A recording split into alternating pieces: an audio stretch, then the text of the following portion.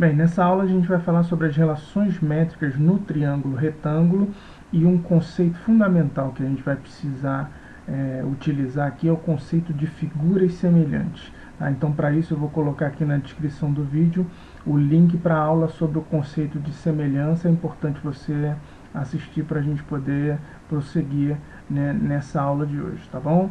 Então, vamos dar uma olhada nos principais elementos do triângulo retângulo e na maneira como esses elementos se encontram relacionados. Bom, um triângulo retângulo é aquele triângulo que apresenta um ângulo de 90 graus. Tá? E aí, no nosso caso, eu coloquei aqui na figura o triângulo ABC, o triângulo grandão aí da figura, tem um ângulo de 90 graus lá no vértice A. Tá? Elementos desse triângulo são os seguintes: BC, que é o lado oposto ao ângulo de 90 graus, é a hipotenusa.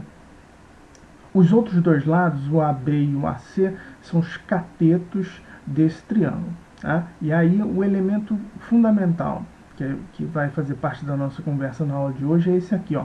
Quando eu traço AD, a altura relativa à hipotenusa desse triângulo, essa altura tem lá o ponto D, que é o pé dessa altura. Tá? Ele divide a hipotenusa em duas partes, que são os segmentos CD e BD. Esses segmentos são as projeções dos catetos sobre a hipotenusa. CD é a projeção ortogonal do cateto AC sobre a hipotenusa e o BD é a projeção ortogonal do cateto AB sobre a hipotenusa. Tá? As relações métricas no triângulo retângulo são expressões que permitem que a gente relacione as medidas de todos os lados desses triângulos que fazem parte dessa figura. Tá? E o porquê disso a gente vai discutir agora. Bem, o fato fundamental para a nossa conversa aqui é justamente esse aí. Ó. Nessa figura, quando a gente traça a altura relativa à hipotenusa de um triângulo retângulo, aparecem outros dois triângulos, tá? Que nessa figura são os triângulos DBA e DAC, tá? E juntamente com o triângulo ABC, esses três triângulos são todos eles semelhantes entre si. Tá? Eles têm a mesma forma, porém tamanhos diferentes. Tá? Por que eles são todos semelhantes? Tá? Porque todos eles têm os mesmos ângulos internos. Tá? Então, por exemplo, se você olhar ali na figura o triângulo ABC, o ângulo B tem uma medida beta. Tá? O ângulo C tem uma medida alfa. Então, o alfa mais beta é 90 graus nesse triângulo. Isso faz com que o ângulo BAD tenha obrigatoriamente medida alfa e que o ângulo DAC tenha obrigatoriamente a medida beta. Então você vê que os três triângulos que eu indiquei, ABC, DBA e DAC, todos eles são triângulos que têm ângulo de 90 graus e os ângulos alfa e beta como ângulos agudos. Então todos são semelhantes entre si. O que tem de importante nessa semelhança?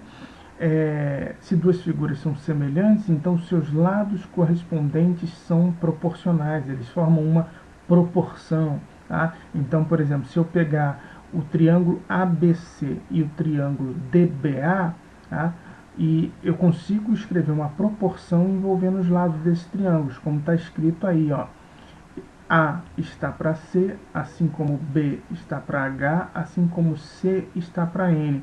Uma proporção é uma igualdade envolvendo razões, e você vê que nos numeradores dessas frações que estão aí, eu coloquei os lados do triângulo ABC, e nos denominadores eu coloquei os lados correspondentes no triângulo DBA.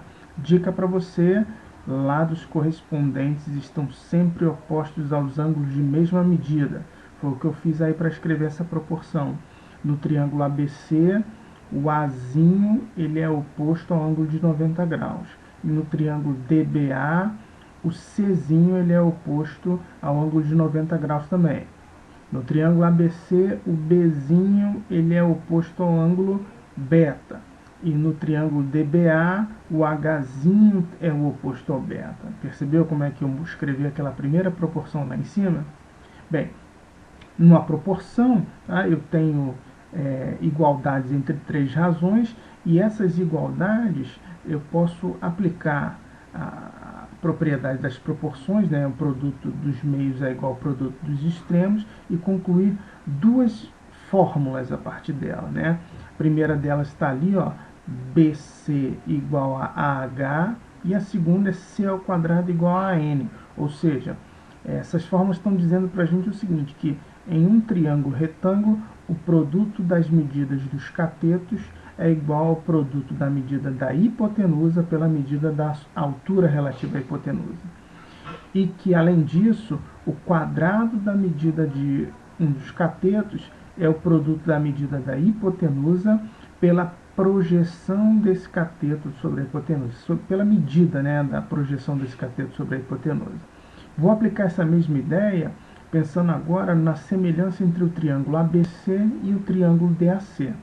Dessa semelhança eu escrevo essa proporção aqui ao lado, ó, A está para B, como B está para M, como C está para H, e dessa proporção, uma das coisas que eu posso concluir é que B ao quadrado é igual a AM, ou seja, o quadrado da medida do outro cateto é o produto da medida da hipotenusa pela medida da projeção desse cateto sobre a hipotenusa. E por fim, pelo fato que o triângulo DBA é semelhante ao triângulo DAC, eu escrevo essa proporção que está aí ao lado, tá? E aí dessa proporção eu concluo que H ao quadrado é igual a M. Perdão, H ao quadrado é igual a MN, ou seja, o quadrado da medida da altura relativa à hipotenusa no triângulo retângulo é igual ao produto das medidas das projeções dos catetos sobre a hipotenusa. Tá? Então são quatro expressões matemáticas que relacionam elementos do triângulo retângulo. E aí você usa essas relações para resolver problemas com elas.